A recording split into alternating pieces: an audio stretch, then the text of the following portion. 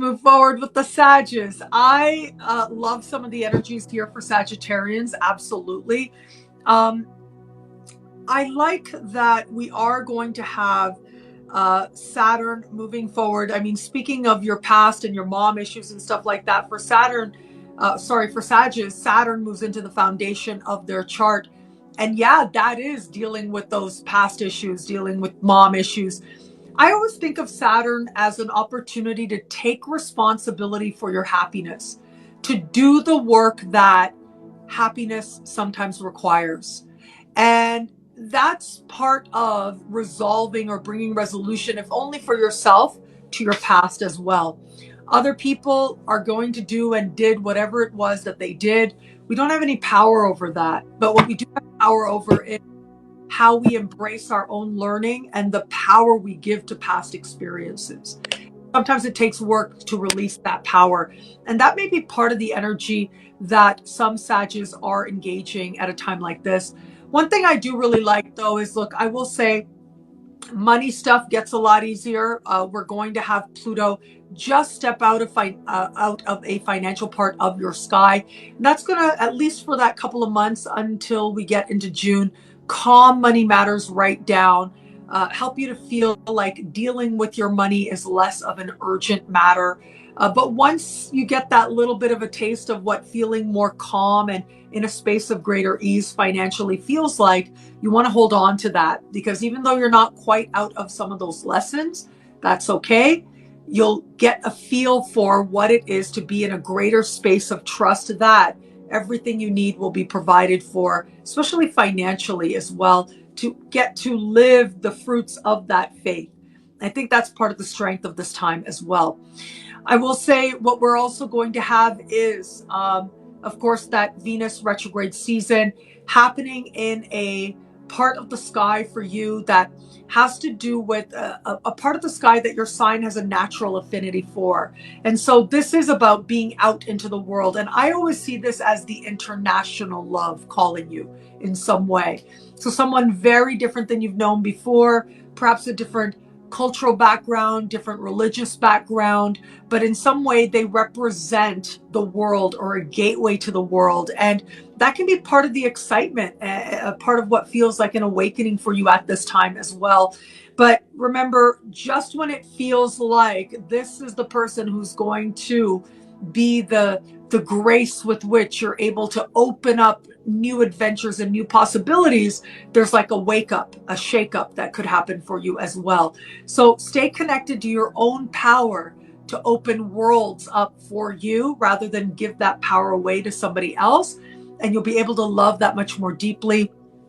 A more philosophical approach to romantic matters can really start to set in, and maybe even falling in love with foreign places, foreign languages. I mean, I know what that feels like. And so that could be many Sages with a year like this as well. What do you think, Tamara? I love it. I love what you said there. It does go with some of the things I'm seeing here. I think some of the problems that Sagittarian people have had might be really super close to home, like with brothers and sisters.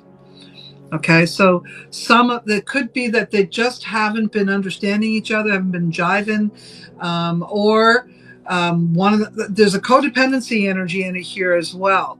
So it could be that you're being accused of something by one of your siblings, or an auntie or something like that, and it's a stupid family squabble, that type of a thing.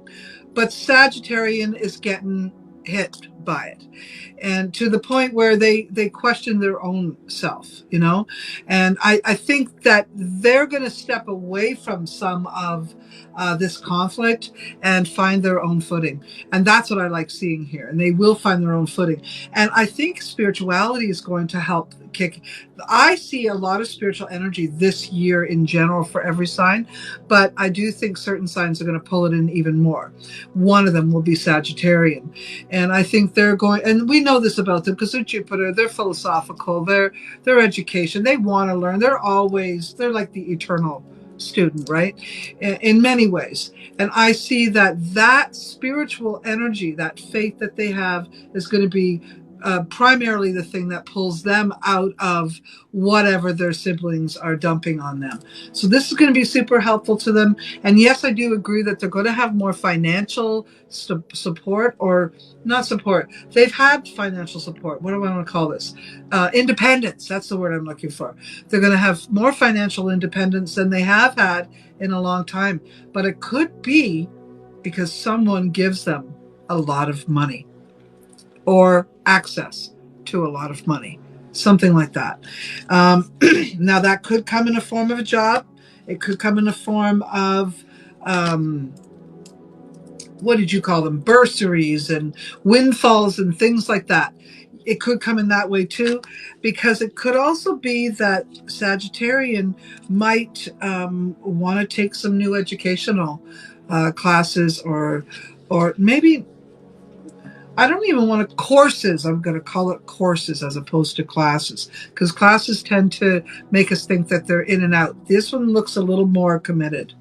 Okay. I think Sagittarian have been living without the kind of love that they blossom under, and that this year might, and their spiritual revelation might help them recognize what they need to do to pull in the type of relationship that'll help them, that'll enhance their lives as opposed to drain them. They may have found themselves in many relationships over the years that just took more than they had to give. So I'm going to say that this year, if you're careful, Sagittarian, you may set yourself up for a really good partner to come.